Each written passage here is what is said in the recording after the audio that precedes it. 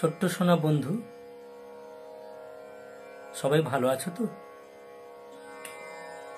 তোমাদের সবাইকে আদর ও ভালোবাসা জানিয়ে আজকের দ্বিতীয় পর্বের সঙ্গীত শিক্ষার আসর শুরু করছি। হারমোনিয়াম বাদ্যযন্ত্রটি নিয়ে তোমাদের কয়েকটি কথা বলবো।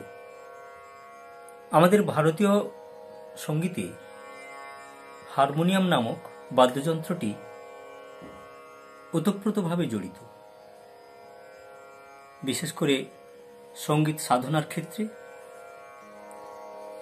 এবং সঙ্গীত পরিবেশনের ক্ষেত্রে। এই হারমোনিয়াম সম্বন্ধে আমি কয়েকটি কথা বলছি। হারমোনিয়াম এই যন্ত্রটি সুশির শ্রেণীভুক্ত। আমাদের ভারতীয় বাদ্যযন্ত্রগুলিকে 4টি শ্রেণীতে বিভক্ত করা হয়েছে: তৎ, বিতৎ, সুশির এবং ঘন। হারমোনিয়াম বাদ্যযন্ত্রটি হাওয়ার সাহায্যে বাজানো হয় বলে এটিকে সুশির শ্রেণীভুক্ত বাদ্যযন্ত্র বলা হয়ে থাকে। হারমোনিয়াম আবিষ্কার নিয়ে অনেক মতভেদ রয়েছে। প্রকৃত কে এর আবিষ্কারক এখনো সঠিকভাবে বলা সম্ভব হয়ে ওঠেনি। মনে করা হয় 1840 খ্রিস্টাব্দে ফরাসি দেশের প্যারিস শহরে আলেকজান্ডার ডিবেইন নামে এক ভদ্রলোক হারমোনিয়ামের আবিষ্কার করেন। তবে ডিবেইন সাহেবেজি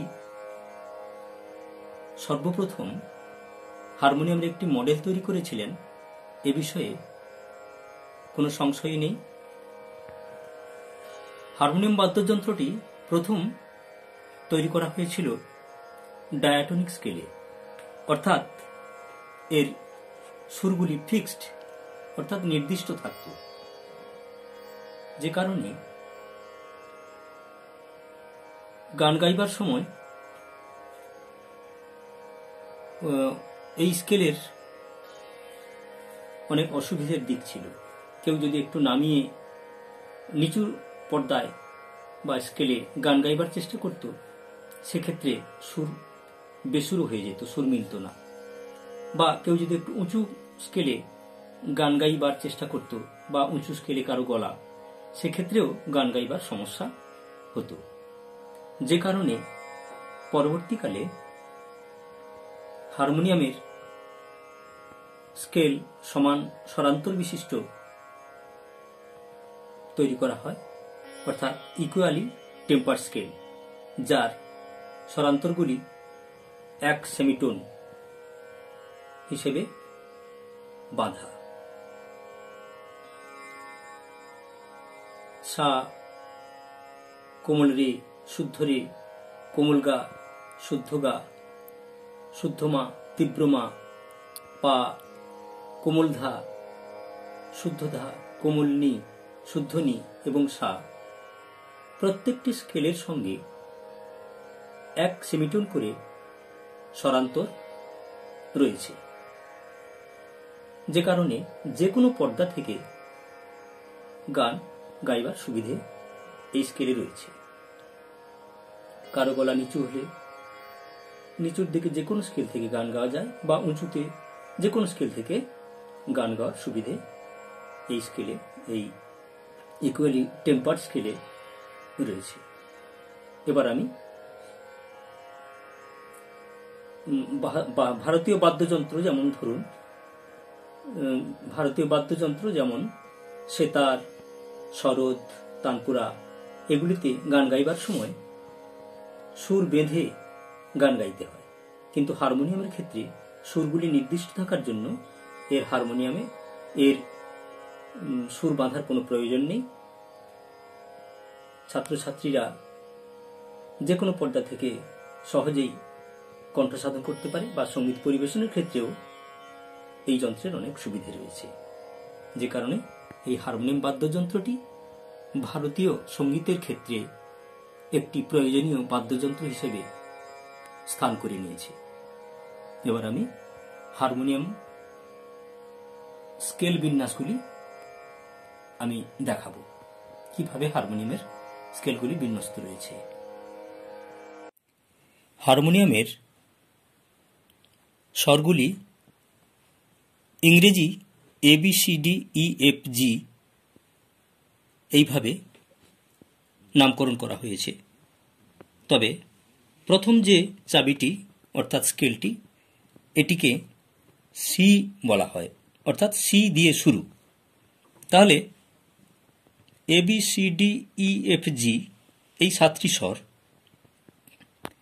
তাহলে সি দিয়ে যদি শুরু হয়, আমরা সি দিয়েই শুরু করে যাচ্ছি এবং শেষ পর্যন্ত আমি সেগুলো বলে বলে যাচ্ছি। এটা সি, ডি, ই, এফ, জি, আবার এখান থেকে আবার এ শুরু হবে। এ, B, C, D, E, F, জি হয়ে গেল। আবার এ দিয়ে শুরু হবে। এ, B, C, D, E, F, G এইভাবে স্কেলগুলি সাজানো। আবার এখান থেকে এ দিয়ে শুরু হবে, এ, B, C, D, E, F এইভাবে। তাহলে মনে রাখার কোনো অসুবিধা নেই। তাহলে প্রথম শুরু হলো সি দিয়ে, তারপর ডি, ই, এফ, জি, আবার এ, বি এইভাবে সাজানো রয়েছে। এবং এই যে কালো পর্দাগুলি রয়েছে, এগুলিকে শার্প চিহ্নিত করা হয়েছে। শার্প অর্থাৎ যে স্কেলটির পাশে কালো চাবিটি, সেই স্কেলের নামে এই কালো চাবিটিকে শার্প বলা হয়ে থাকে। যেমন এটা সি, এটা সি শার্প, এটা ডি, এটা ডি শার্প। ই, ই এর কোনো শার্প নেই। এবারে এফ, এটা এফ শার্প, এটা জি, জি শার্প, এটা এ, এ শার্প। বি, বি এর কোনো শার্প নেই, বি একা। তাহলে দুটো স্বর একা পেলাম, একটা করে পেলাম। তাহলে ই এবং বি এই দুটি স্বরের কোনো শার্প নেই। আবার সি দিয়ে শুরু হচ্ছে, C, C sharp, D, D sharp, E, এর কোনো শার্প নেই। F, F sharp, G, G sharp, A, A sharp, B, এরপরে C, C sharp, D, D sharp, E, এর কোনো শার্প নেই।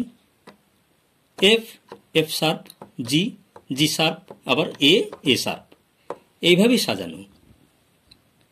তাহলে যারা হারমোনিয়াম এই স্কেলগুলি জানো না, আমি জানিয়ে দিলাম, এইভাবে সহজেই স্কেলগুলিকে মনে রাখা যায়। তাহলে সি দিয়ে শুরু করলে C, D, E, F, G, তারপরে এ আসবে, A, B, C, D, E, F, G, তারপর আবার এ এসে যাচ্ছে, A, B, C, D, E, F, G এইভাবে চলছে। তাহলে কালোগুলো, পাশের কালোগুলো হচ্ছে যেমন C, C sharp, D, D sharp, E, F, F sharp, G, G sharp, A, A sharp, B, C, C sharp, D, D sharp, E, F, F sharp, G, G sharp, A, A sharp, B, C, C sharp, D, D sharp এইভাবে আমরা স্কেলগুলিকে জানবো বা চিনব। তাহলে আশা করি স্কেলগুলি চিনবার ক্ষেত্রে কোনো অসুবিধে হবে না আর। এবার আমরা যখন গান করব, আমি আগের দিনই বলেছিলাম কারো গলা ন্যাচারালি গলা এইখান থেকে লাগছে, তাহলে এটাকে কি বলবো না জি শার্প বলবো, জি শার্প বলবো। তাহলে এখান থেকে সা রে গা মা পা ধা নি সা, কারো গলা একটু উঁচু, সামান্য উঁচু, সে এই এ শার্প থেকে শুরু করতে পারে। সা রে গা মা পা ধা নি সা, কারো গলা আরেকটু উঁচু, সে এই সি শার্প থেকে শুরু করতে পারে, সা, এটাকে সা করে সা রে গা মা পা ধা নি সা। আরো যদি উঁচু হয় কারো গলা বা উঁচুতে গান গাইবার প্রয়োজন হয়, তখন এই সি থেকে সে সি শার্প করে নিতে পারে। সি শার্প, এটা ন্যাচারাল সি, এটা সি শার্প। সা রে গা মা পা ধা নি সা, সা নি ধা পা মা গা রে সা। কেউ ডি থেকে করতে পারে, যার গলা আরো অনেক উঁচু, ডি শার্প থেকে করতে পারে। এইভাবে আমরা যে যার প্রয়োজন মতো স্বর সঙ্গীত পরিবেশন ক্ষেত্রে, কণ্ঠ সাধনের ক্ষেত্রে ব্যবহার করব। আজ আমরা হারমোনিয়াম সম্বন্ধে এইটুকু জানলাম। এরপরে সঙ্গীত শেখার আসরে আমরা কণ্ঠ সাধন কি করে করা হয় বা কণ্ঠ সাধনের প্রক্রিয়া প্রণালী আমি করে দেখাবো। সবাই ভালো থেকো। আজ এই পর্যন্ত। সবাইকে আদর ও ভালোবাসা জানিয়ে ছোট্ট ছোট্ট সোনা বন্ধুদের কাছ থেকে বিদায় নিলাম। ভালো থেকো।